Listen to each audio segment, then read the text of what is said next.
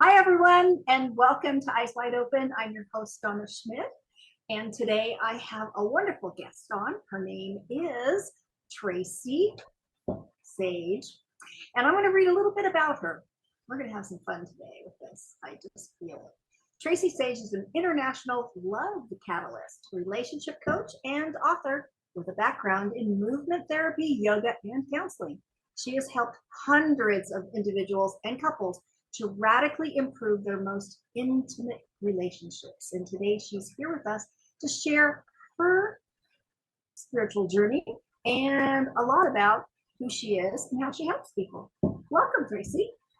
Thank you. So lovely to be here with you, Donna. Thank you for coming. I really appreciate it. So let's start with, I love to start with, who you are, your upbringing, how that journey kind of transpired into where you are today and how that all came about. Okay. Well, for me, it's really started when I was 2 years old. And I remember the moment standing in my grandmother's apartment, and my mother and my grandmother were arguing. And I knew they loved each other, and I knew there was a better way.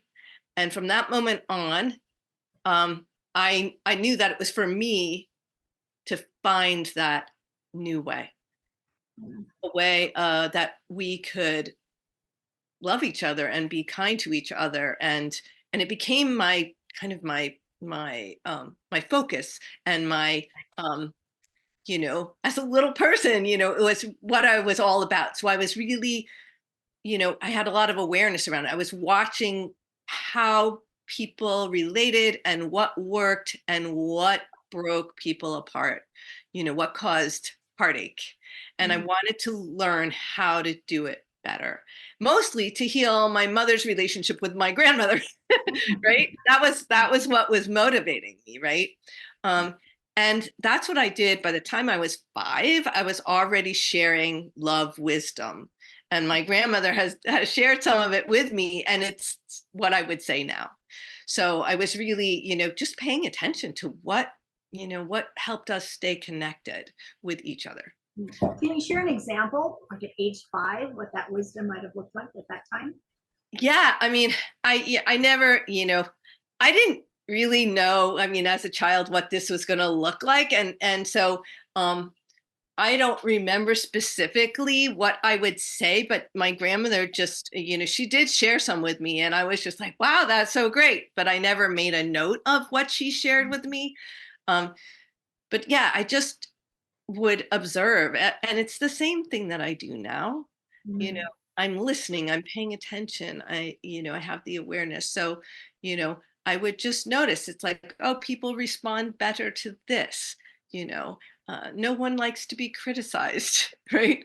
It's like, and kindness goes a lot further than demands and and anger and that kind of thing. So I would just notice these things. And so I don't know what I said to her, but I just know that I was very tuned in. And at 5 years old, I was also like I remember very much in kindergarten that I was the person that all the other kids wanted to be around. Everyone wanted to sit next to me. Everyone wanted me to look at their artwork and how did I like it. And everyone looked to me because I was like this loving, nurturing presence, right? And so, yeah. So that's how it all began. And then what was going on was both my grandmother and my mother were divorced and single. And then my mother remarried, and I grew up in a very dysfunctional, abusive situation. But I was like, I was the solid ground for my family. And so I had 4 siblings, and I basically, raised them. I took care of them, and I cooked and took care of the family, and I really paid attention to it. Like, I knew that both the adults were, what do I want to say, less confident, less functional than I was. And so, I remember forgiving them in the moment of the abuse, and forgiving my mother for like kind of putting me in front of the stepfather and the abuse, because I knew that they were like, they felt like they were younger than I was. They felt like they were less wise. And so that was something that um, gave me a sense of self. But I also,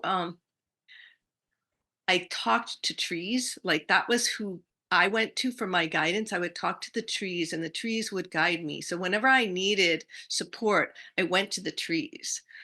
So that was how I got through it. And then the other thing that I did was I read children's books in which the children in the books were the heroines of the story, and that good overcame evil. And so I knew that in my story, in my life, that I was the heroine of the story, and that I was good, and that it would overcome. So I had this sense of being held by the divine, like held by the universe, like held by Mother Earth. So I always felt held, and I trusted in that. Mm, that's awesome. As you're talking, not that I even have an inkling that this is what you are, but sometimes some people that are people pleasers will do something similar to what you're doing, except for the fact is I'm not feeling that from you. I'm feeling this different vibration that's coming from you that is more from an observational standpoint. So did you at any time kind of cross over that little border there that kind of makes you a little bit of a people pleaser, since all the kids are going to want to sit by you and you're going to give them, your wisdom and your love, but at the same time that you're giving them recognition and self-worth at the same time. But there's a fine Yeah, line.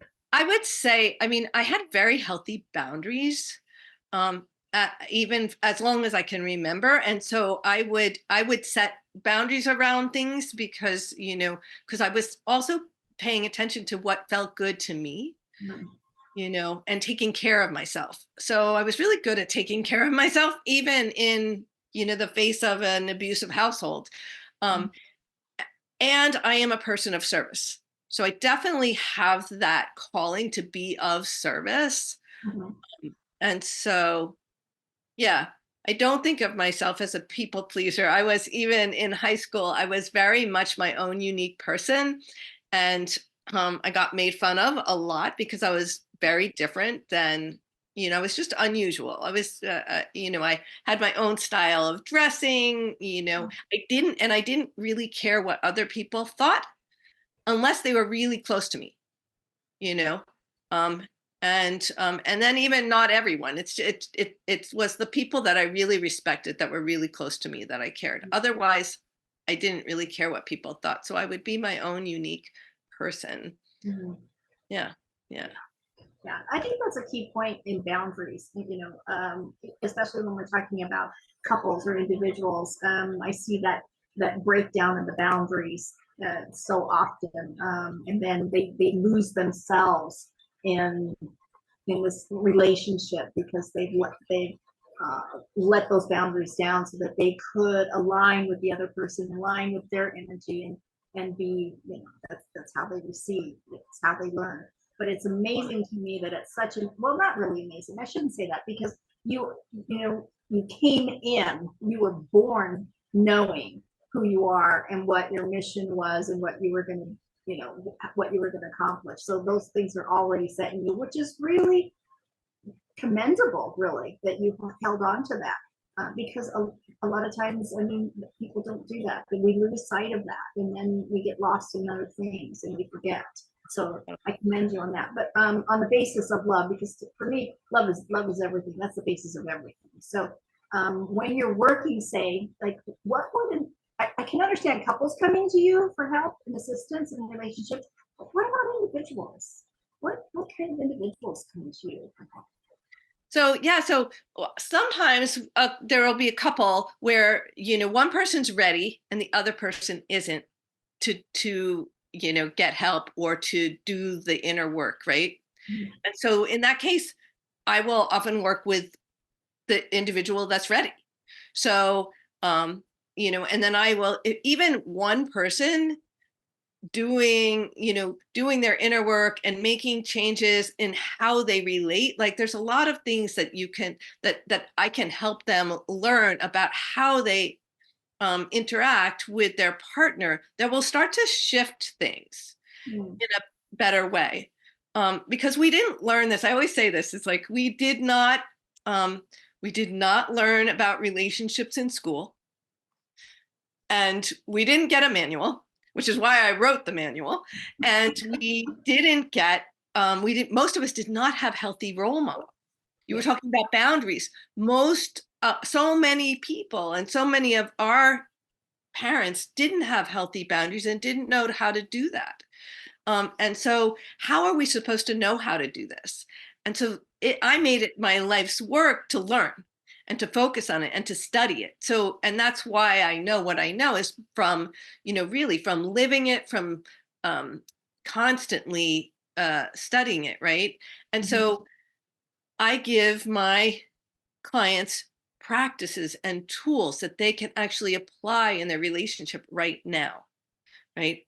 And so that they can make, an improvement in the dynamic, because each of us has our part. Whenever there's a dynamic, there's two parts to it, right? Because there's two people involved, right? And so if we change our part, I always say we fit together like puzzle pieces, and if we change our piece, the other piece has to change. So it's not going to fit. So either that relationship will fall away, or they will start to adjust so that we can fit together. Yeah. Yeah. And that's what I see. I mean, it's amazing the miracles that can happen if you just start to change how you do your part. And sometimes that part has to do with our relationship with ourselves, and that the self-love piece. So taking I have a chapter in my book. It's called Your First Love Is You. And it's a really important chapter. So when I'm working with singles, that's one of the pieces that we always start with: the relationship with self and with the divine. And then we talk about family relationships, like we heal some of the dynamics from our family of origin. And so we do all of that, which then allows our current relationship to improve. Yeah. So what's your thoughts on, because I know you talked about your own upbringing being a little dysfunctional, but I'm like seeing it as, well, those are great teachers. Exactly. Really kept you on that path, that narrow path. But does that kind of come out with people too when they start? Because I know a lot of times past, when you're doing like one-on-one talk, one-on-one counseling, it's I hear this, oh, I just had these bad relationship with my father. It's all, I have father issues, I have daddy issues, I have mommy issues.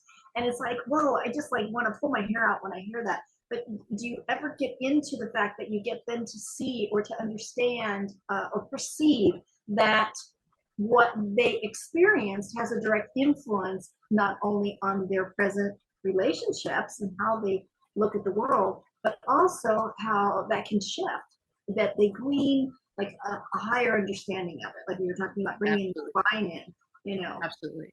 Yeah. Yes, exactly, Donna. So for me, the way I always say it about my childhood, it wasn't just a little dysfunctional, it was majorly dysfunctional. And I wouldn't wish that experience on anyone, yet it gave me my strengths. It's what made me the person that I am. It's what made me the coach that I am. So I don't regret it at all, And I also don't spend a lot of time, going into the past. That's not what we focus on. You only look at the past in my work. We only look at the past just so that you can understand how you got where you are and what the dynamics were, so that you can change them. So you have the awareness. That's it. The other piece of my work that is a lot of inner child work. And so I say it's like, so what I did after I moved out at 15. Whoa. Yeah. So I moved on my own at 15. And at 15, I began my healing journey. And so I created that. So the practices and tools that I share and that are in my book are really from the journey that I created for myself. And so one of the things I did was I did inner child healing. And it was like, just being really in touch with that inner child that didn't get what she wanted and wasn't getting what she wanted. And I became the parent, the healthy parent for my inner child. And so I do a lot of inner child work. And what I've found is that our inner child has a lot of wisdom, and are, like children, they're very tuned in. They're very tuned into energy and all of that. And so, she would always notice a red flag about like a man or or boys then. So, a boy or, other people or situations. She was always tuned in to when it wasn't a good energy or she didn't feel comfortable. And I found that by listening to that, I could, learn a lot, right? So I think there's a lot of value. I mean, I believe that we are here on this planet, like our spirits came into these bodies um, to grow and evolve and to have a human experience. Mhm. And that one of the major things that we're here to do is to love and be loved. Mhm. Right. And so that's how I look at it. And so, that we're all perfectly and perfect and here to learn and grow Mhm. and evolve and yeah, and Yeah. enjoy the journey. So to me, it's not about oh, woe is me, I got a rotten start. To me, that's part of the journey. And I believe that we all chose our journey. Mhm. So I believe that I chose that upbringing because I came in to do the work that I'm doing. Right. Mhm. So, and it gave me everything I needed, or not everything. I mean, I'm still learning, I'm still growing, but the situations that I choose are, give me the things that I need to do what I'm here to do. Yeah, I completely agree with you. And I think if everyone could have that same look at things in that perspective, that it would drastically change how they view the world anyway and view themselves. So I agree with you on that. So you keep referencing your book here and there as a manual, and so can you kind of enlighten me a little bit on that? What was the question? Oh, sorry. I'm hearing a lot of referencing about your book, and then you said it was a manual. So could you share with me a little bit about Sure. what that manual is? It's like this is the manual for relationships now. We didn't get the manual at birth, Right. but we've got this manual now that we can Yeah. reference. It's interesting. Great. Yeah, I'd love to tell you about it. So it's called The Missing Manual to Okay. Love, Marriage, and Intimacy. Okay. And it's not just for romantic relationships or marriage. I wanted to include marriage in there. And it's for all our connections. In fact, you can use it for your work relationships. It's like, it's really, the tools and practices in the book, except for the sex chapter, all the tools and the practices really can be applied to all your relationships, right? So yeah, so they're very they're super applicable, right, into how we relate. And there's all sorts of things in there. I talk about the four most destructive patterns or habits that we have that we don't even realize they're so normal that we don't even realize how they're destroying our relationships. Wow. So we talk about that and how to turn each one around. So, and it's pretty straightforward. Like once you start to recognize it, the turnaround isn't that hard. Like it's like you can easily do it. You just Mhm. need to start to catch yourself because it's so normal in our culture Mhm. to do these things. Um, and they do break down connection and closeness. So they're absolutely going to do that. And then I talk about the four radical commitments, which are the commitments that if we all made them, we would be on the path to having really healthy, mutually supportive and loving relationships. So It reminds me of the four agreements. What are your four? What are your four? My 4 radical commitments. Yeah. So the first one is discovery. And then the second one is full disclosure.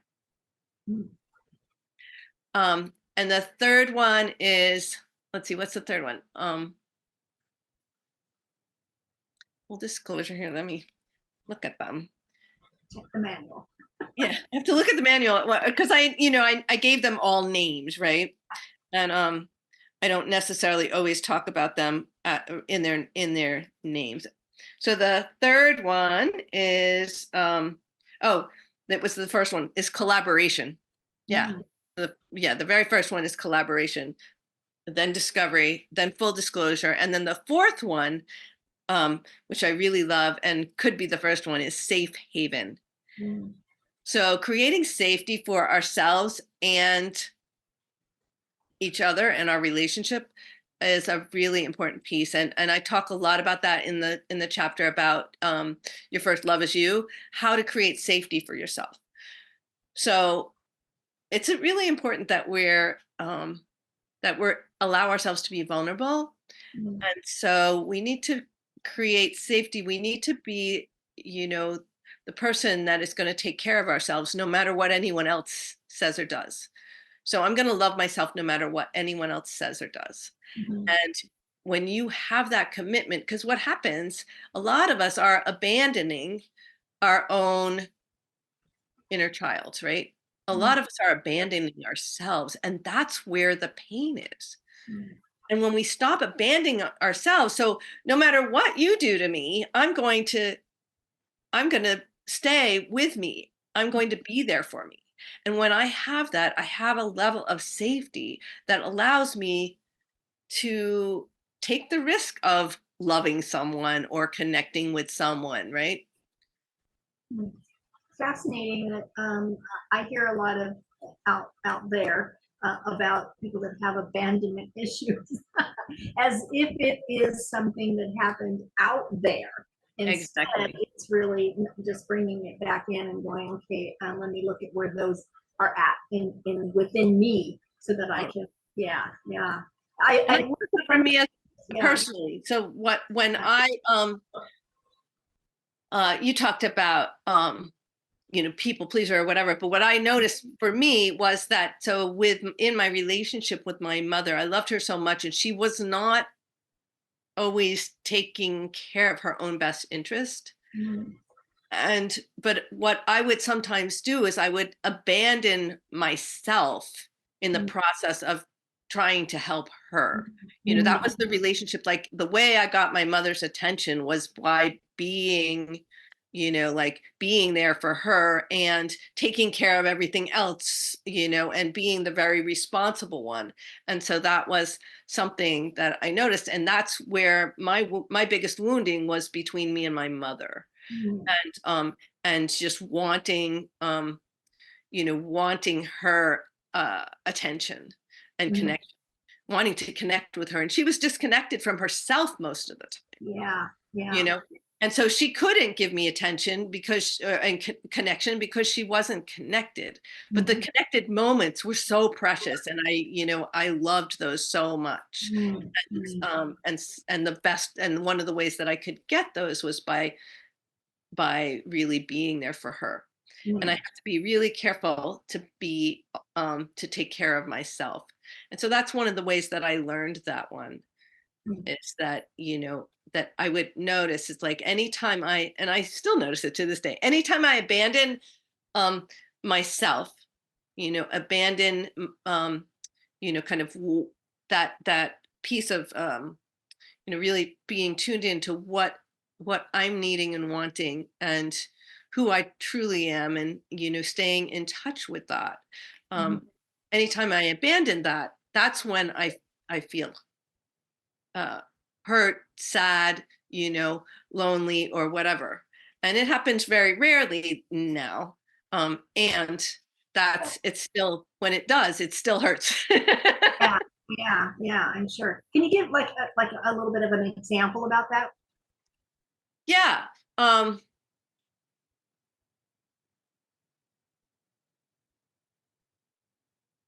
let me think of a good example. Okay, here's an example.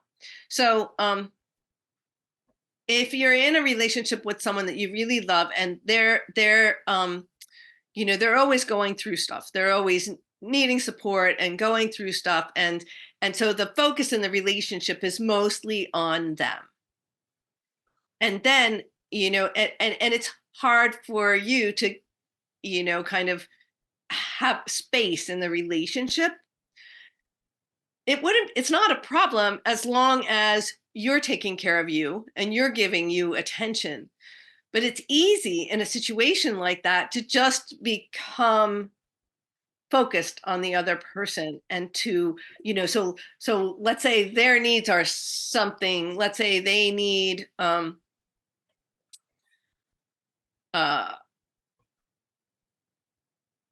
I can't think of an example. But so let's say they're having some needs that interfere with your. So for example, so for me, one of the things that happens for me is I need to eat. I like to eat regularly. Otherwise, I become low blood sugar, and that's not fun for me or anyone around me. And so sometimes I need to eat. But if I'm with someone who's, kind of has their own thing going on, and it's like, and their needs seem somehow more important, I could neglect that need of mine, Mm-hmm. take care of them. And so Mm-hmm. if I do that, then I'm abandoning myself. Gotcha. Yeah. Whereas if I instead say, I'm here to help you, and in order to help you, I need to eat something right now. Mm-hmm. Mm-hmm. Then I'm taking care of myself. I'm being attentive to, it's kind of putting my own oxygen mask on first, right? Okay. Yeah. Yeah. Right? And it's easy to, it's easy to neglect that sometimes when we're in the moment. Mm-hmm. Mm-hmm. So Yeah.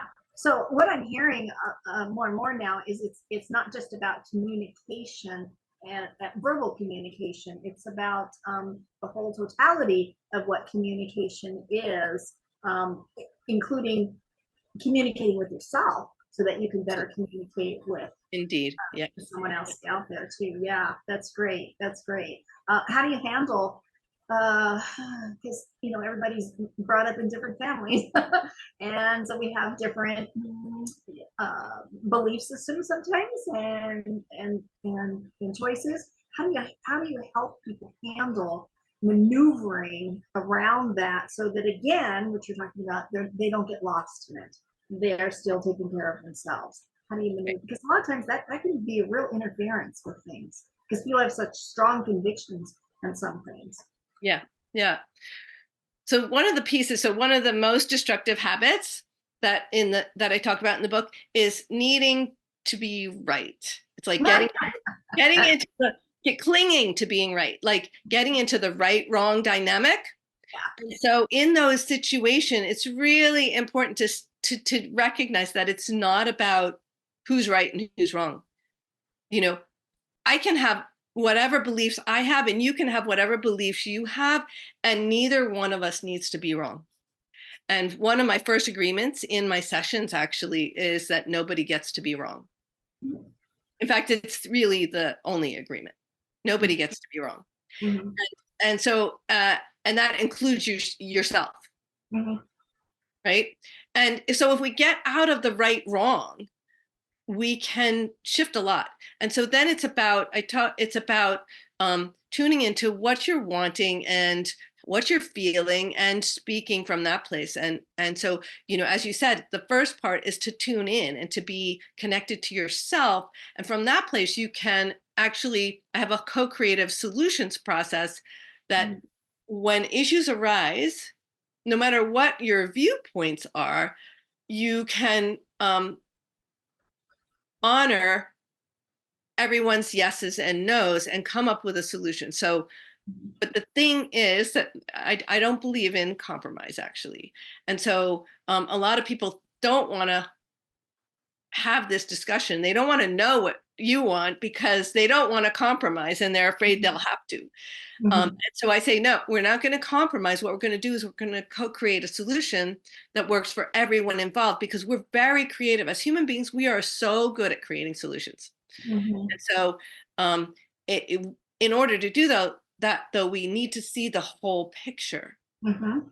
And so I need to know what you want and what your needs are and what's going to work for you. And what I want and what my needs are, and you need to know that too. And then when we have all of that, and so that's the part, is to get underneath it and underneath the picture of what it looks like. Because a lot of times we think, I have this need and this is exactly what it looks like, and that's what gets into the place of where it's not going to work for you because I've already got it in this little package. There are Mhm. many other possibilities, and we have to open it up to possibilities. And the way we do that is we get underneath, what is it that you're really needing, Mhm. and how is that going to feel? And then what am I really needing, and how is that going to feel? And then we can create a solution where we can both have what we're needing and wanting. Mhm. And it's a beautiful process. And it's a lot of times when people first start doing it with me, it's so uncommon that people have resistance to it. And so the first thing that I do usually is I have to help clear the resistance. Mhm. Once we do that, the process is miraculous, Mhm. you know. And so and it's really, it reminds me of the piece about boundaries, having healthy boundaries. I talked about that earlier. Mhm. And so my definition of healthy boundaries is honoring your yeses and nos and my yeses and nos. Mhm. So when we honor everyone's yeses and nos, then we have healthy boundaries, Mhm. right? And Yeah. so that piece of just knowing where our yeses and nos are is key. Mhm. Yeah. This really sounds like it would be really good for um, politicians and city councils, that kind of, anywhere where there's a group of people that have differing opinions Totally. I and have all. I've worked with business partners before, and Yeah. so it works in that scenario. It works in family, Yeah. family dynamics, parents and children. I work with all different kinds of scenarios, and Mhm. using this, it works in intentional communities. Mhm. Yeah, and Yeah. so once you learn the process, Mhm.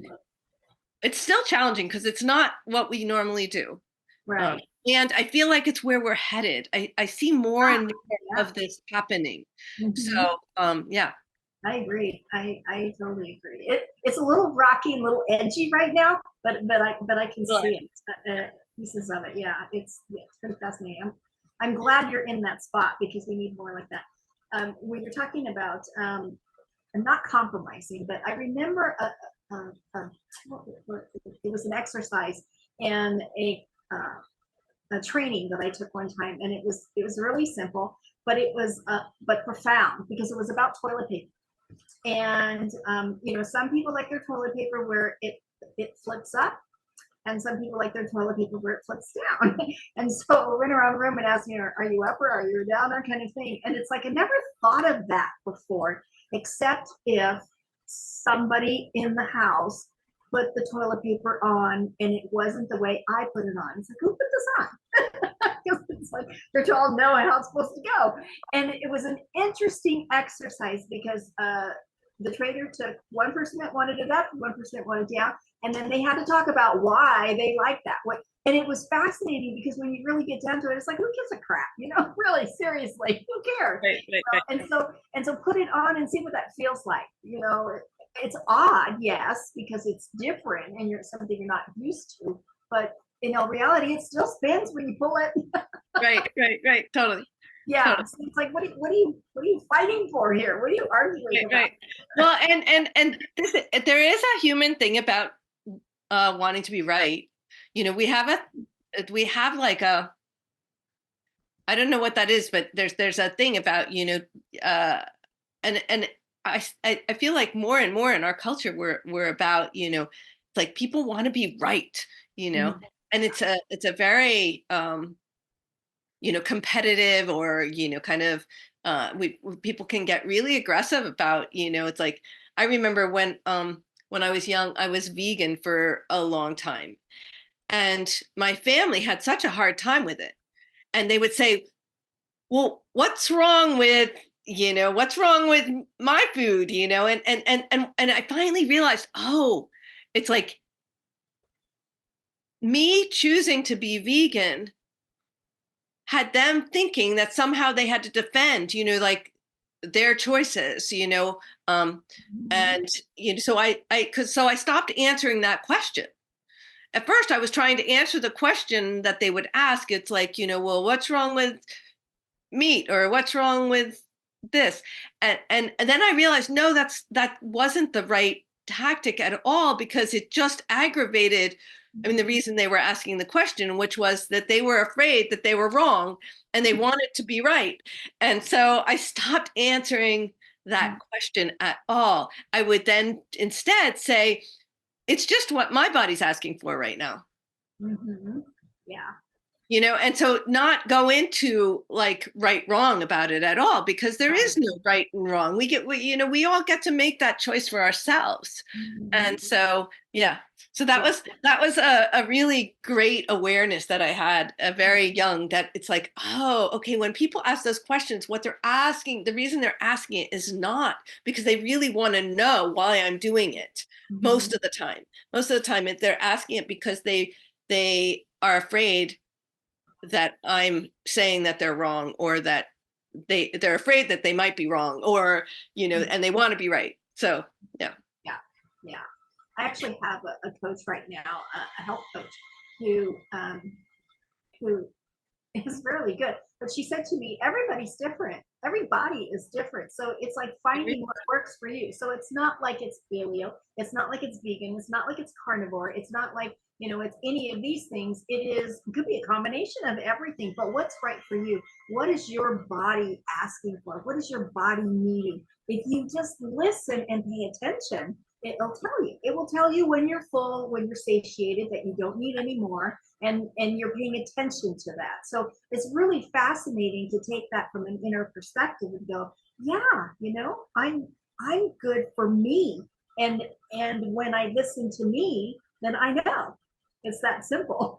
Really That's that. simple. It's that simple. And that's the piece. I love that you're talking about that, because that's really the root of everything I do. So as a yoga teacher, as a relationship coach, the root is in deep listening.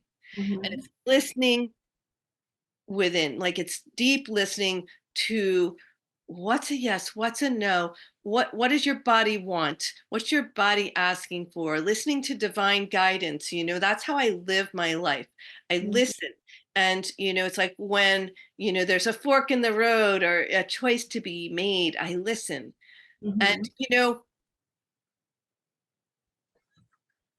I know that sometimes, you could go either way, and maybe one is the more roundabout way, but then you're going to Mm-hmm. have some experiences on that, some other experiences that you won't get if you take the more direct way. Right. And so it's not wrong or right, Right. Mm-hmm. right? Correct. Yeah. And just listening is the key. And I find, especially with body stuff, the more we can listen. And so I actually teach yoga from a place of practicing, and I consider this foundational to my relationship work. And some of my some of my yoga students are clients, and some of my clients are also yoga students, because it really is foundational. Like when we learn to listen, Mm-hmm. we can navigate everything so much better. Mm-hmm. Yeah. Yeah. Yeah. I think it's the experience of yoga itself, because the energy, really experiencing the energy and getting really tuned into that. So again, we get kind of back to the listening part, what does that feel Exactly. like? What is that? Exactly. Yeah. Yeah. That's Yeah, awesome. to me, that's really what the whole yoga practice is about. Mm-hmm. Um, I always say that my definition of yoga is cultivating awareness with breath and loving kindness. Mm-hmm. Yeah. Yeah. Um, just a little caveat with that too is, sometimes I'll, especially in an older person that's a little bit more sedentary and they're not moving as well, and they'll do certain things, and all of a sudden, they've got a pain in the back or pain in the neck, And I always say, yoga, why don't you just start out with some yoga? It's not like you have to run to the gym and use the weights and the machines and all of that. Why don't you try some yoga? And it's like, oh, I can't do it. I can't bend like that. And I said, there's like all different kinds. I said, YouTube has some great chair yogas. It's like you sit in the chair and you start doing yoga. It's the beginning, but you'll begin to feel and experience that you're stretching more and you're moving more. I had a health crisis at one point where I couldn't do anything. And I was like not going to go down that road. And so I started on with chair yoga, and that got me limbered up and back into myself again. So yeah, Oh, wonderful. Just to share that with people. So it's like, don't make an excuse. I don't take excuses.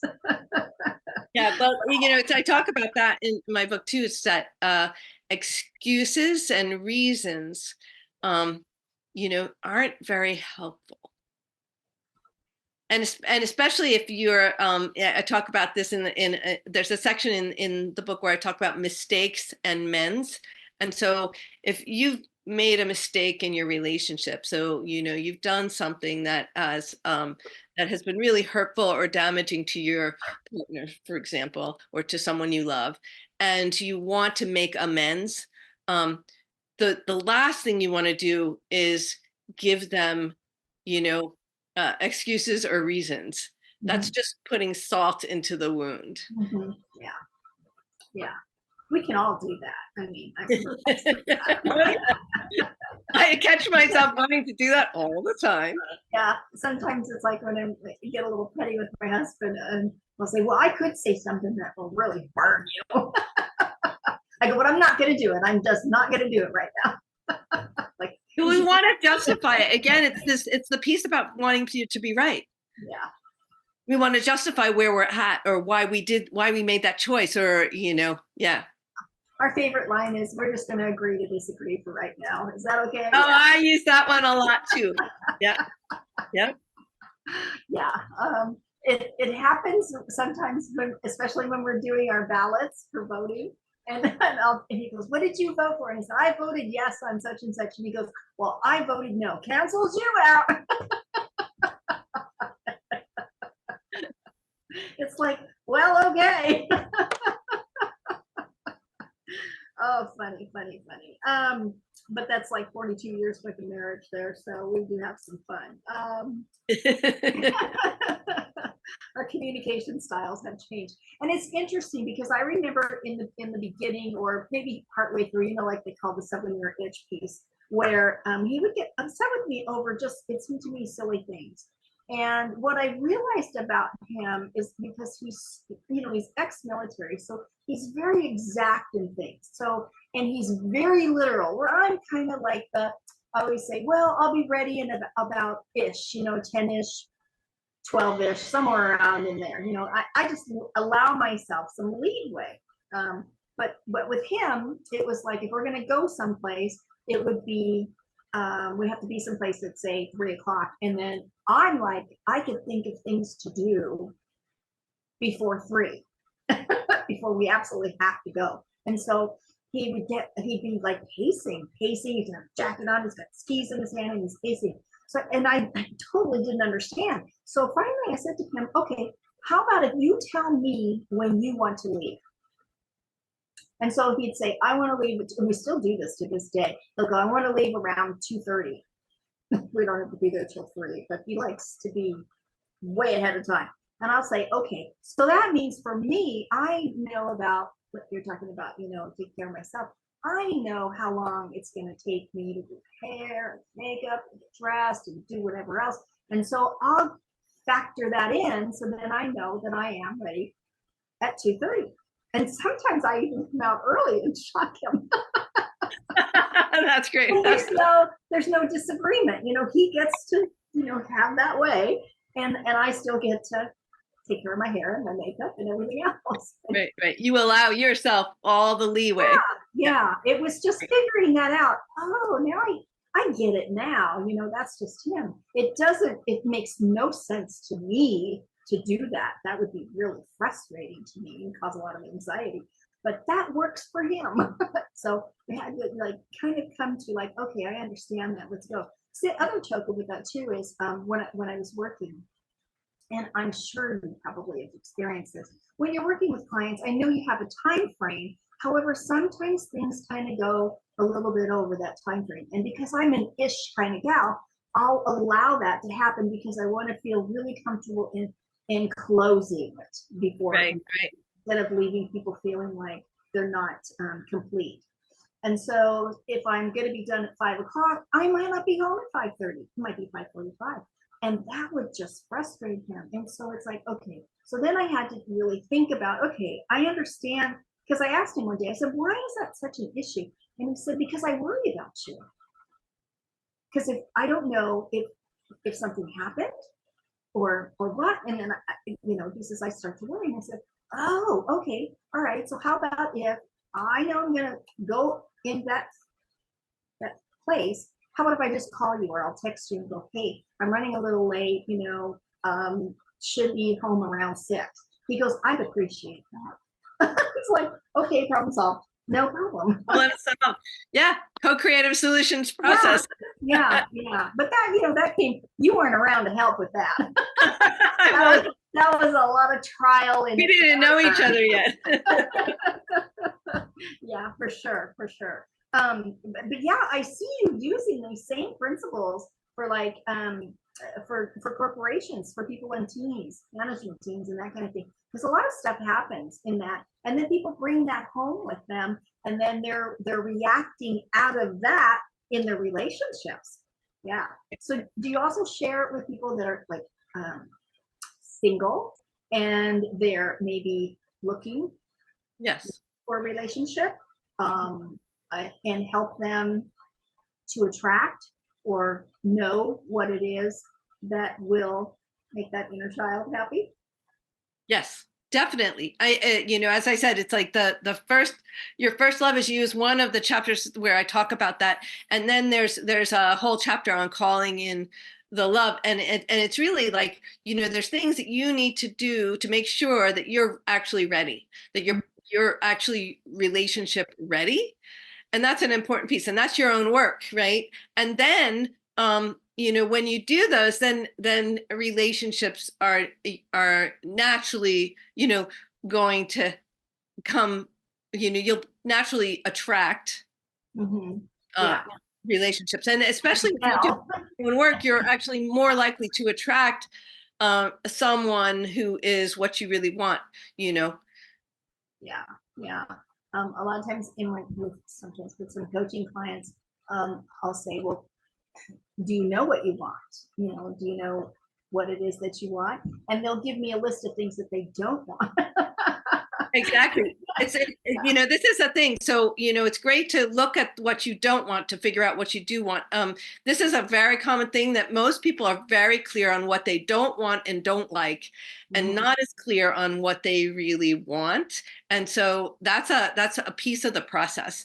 Getting clear on what you really want and really holding that vision, of course, is really, that's a key piece. And once you have the vision, I always say to them, once you describe it for me, I can hold that vision with you, right? And but once you have the vision, then you can focus on what you want, because if you focus on what you want, then you'll get what you want. If you focus on what you don't want, you'll get more of what you don't want. And so you really want to turn that around again, and you can do it easily if you look at what you don't want. So if you don't want that, then what do you want? And just go down the list and keep moving it over. Until you have a really beautiful picture of what, a vision of what you do want. And I always say, you want to know what it looks like, what it feels like, what it smells like, what does it taste like? What does it sound like? Like really use all your senses. The more you can really embody it, the easier it is to attract it. It sounds like just standard manifestation process is Right. what you're teaching. Yeah. Yeah. Yeah. It's what works in life. It's really the more we actually know where we're headed, it's kind of like they always say, it's like, so if you're driving, riding a motorcycle or a bicycle, right? And you look where you want to go. If you look where you don't want to go, you're going to go there. That's so true. So it's just the nature of life, right? Yeah, yeah. Have you noticed too that their verbiage, the way they communicate, begins to change as well too? Because they're beginning to recognize when they're saying something that is like a negative in their verbiage when they're speaking. We for do a lot of themselves. we do a lot of work around that, around paying attention to the language, but also the thoughts. And so, and also the self-talk. Self-talk is a big thing. What I have learned, I have really sweet self-talk. I have sweet, encouraging self-talk. And what I've realized is that most people don't. Yeah, yeah. Most people are giving themselves a lot of judgment and harshness inside. And so I've been working with people on their self-talk. I check with them about their self-talk because it makes a huge difference. It's one of the things that holds us back, especially when we're single, or even making requests to our partner for what we want. It's if we have a lot of negative self-talk, that will get in the way of that. And so it's one of the things that gets in the way of having a relationship that, fulfills what you truly desire, is negative self-talk. So I do a lot with um, reframing those, changing that way of talking to yourself. So yeah. Yeah. Now you mentioned a little earlier about not only using really all of your senses, including your, if you will, your sixth sense, which I usually call that's your spiritual senses. So it's the visual, the auditory, the gustatory, olfactory. What else did I forget there? Kinesthetic. But you also slipped in, which was interesting to me, was some essences. So how do you incorporate the smell piece in that? Oh, in the flower essences? Yeah, yeah. Okay, yeah. So flower essences are actually more of, I would say they would fall more into that sixth sense in a lot of ways. So flower essences, I use flower essences because I personally I do a lot with herbs and plants, and the plants talk to me. So and I talk to them. So we communicate well. And so I'm very tuned in, and I love flowers. And flower essences are made by taking the flower and putting it in natural spring water, and then using the sun or the moonlight to infuse the essence of the flower into the water. And then from that, I make the flower essences. And those essences have different qualities. So I'll give you an example of a flower essence that I use. And they can actually change patterns. They can change how you navigate your feelings. They can change so many things. So for instance, blue vervain, that flower essence actually helps people to be more honoring of who they are, to feel stronger in their sense of self, right? And to have healthier boundaries because of it. So I use that flower essence a lot. But when I'm working with people, sometimes there's so many emotions that they don't know how to navigate. And so helping them to navigate their emotions, to be with their emotions, and to allow to honor where they're at and to shift them, I use flower essences. So it's how like if I get stuck in a place, like stuck in any sort of a resistant frame of mind or attitude or whatever, I use flower essences for myself. And it all of a sudden occurred to me, I think this was just a couple of years ago, I all of a sudden was like, I ought to be giving these to my clients when they're struggling with something, on the emotional or psychological or energetic levels, because the essence each flower has an essence. And so I meditate with the flower Mhm. and ask it what its essence is, like ask it what what their contribution is, what they'll bring, what Mhm. energies they bring. And so once I know that, then I can start giving that remedy to people. And so helping them work through whatever it is that they're doing. So someone with a lot of insecurities, or someone who's, like you said, a people pleaser, or who's Mhm. getting kind of uh, knocked around by other people's energies and other Mhm. people's opinions, and all of that, then Mhm. vervain can be sometimes the perfect essence. And it Mhm. just brings that out in them. It allows, it's like that flower has that essence of really um uh, of uh, self-knowing, of that kind of energy of just being very strong Mhm. in its Mhm. own essence. Mhm. And so Yeah. yeah, and that Well, brings that. depending upon neurologically where we can put the emotion or experience the emotion, and the emotion can be, I don't want to use the word negative, but more of a lower vibration, that makes us feel uncomfortable, and we start um, acting out through that emotion. But it's not only in the brain, but also in the body too, as well too. Oh, But having the essence, because it is through the olfactory, goes right up to the brain, and knowing and having such a clear knowing of working with that plant to know where its power lies in reaching that specifically. It's almost like it's a drug in a way, that, or it's something that's better than a drug, uh, even from a physician that's going to do right. much Well, better. it's because it's like, it's working at an essential level. Yeah. So, and it's interesting. So there's two things. And so I want to just differentiate. There's essential oils, which do work through olfactory, and then there's flower essences, which Mm. aren't working olfactory. They're working energy. Ah, okay.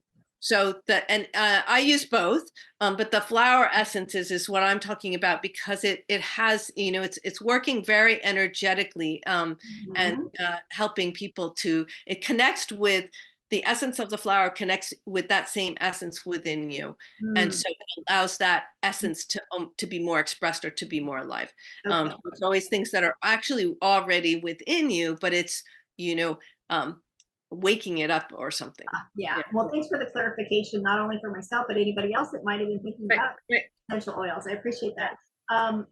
Now, I'm real curious, and I wanted to kind of dive into this a little bit. So, how did the talking with the trees and talking with the plants, where did that kind of slip in with everything here? When did that evolve?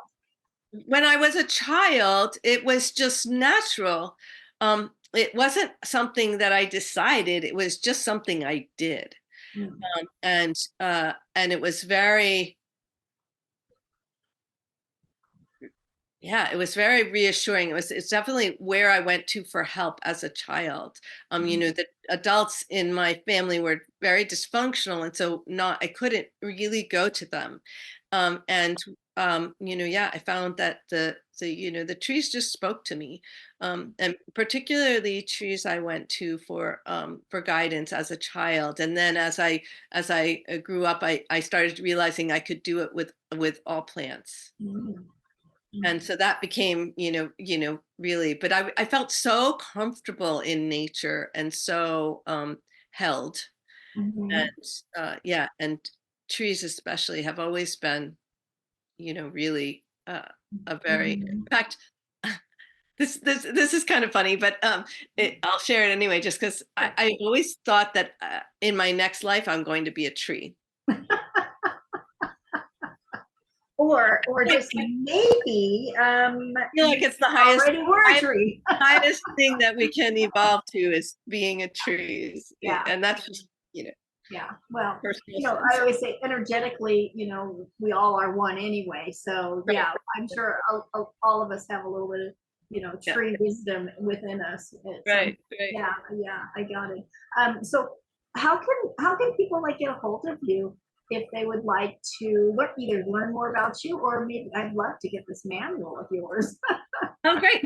Yeah. So the missing manual to love, marriage, and intimacy can be found on Amazon. And if you get it and you love it, please leave me a review because I don't have that many reviews. People always say they're going to, and then they don't.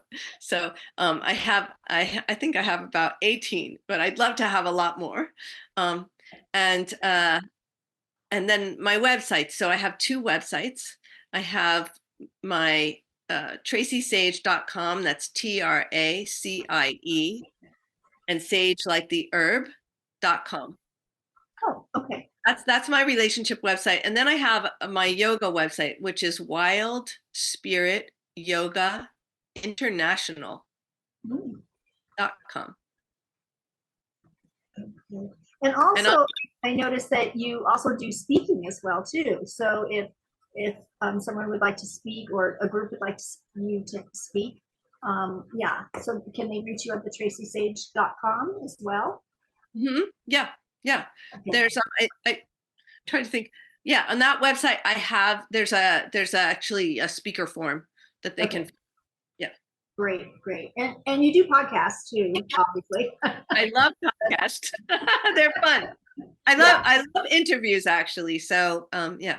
And there are some more interviews on my website. Okay, great. So they can listen to some more. Some are radio or audio interviews, and some are video interviews or TV. Okay, great. Perfect. And then if they wanted to get these flower essences, um, That I have a page for that on my yoga website. okay, so I'll put you, which is the Wild wildspirityogainternational.com. Okay, great, perfect. And I will put all of that down below so that people don't have to worry about finding a piece of paper and pencil. They'll go ahead. It'll be available to them. Yeah. I want to thank you so much. This has been such a pleasure. I was really looking forward to this, and you really just filled my heart with so much. And I know it's going to help a lot of people. So I appreciate you. I appreciate what you do in this world right now because it's so needed. And I can't think of anybody that it would not assist, include, even if you're not in a relationship, not thinking about being in a relationship, it's good information, really.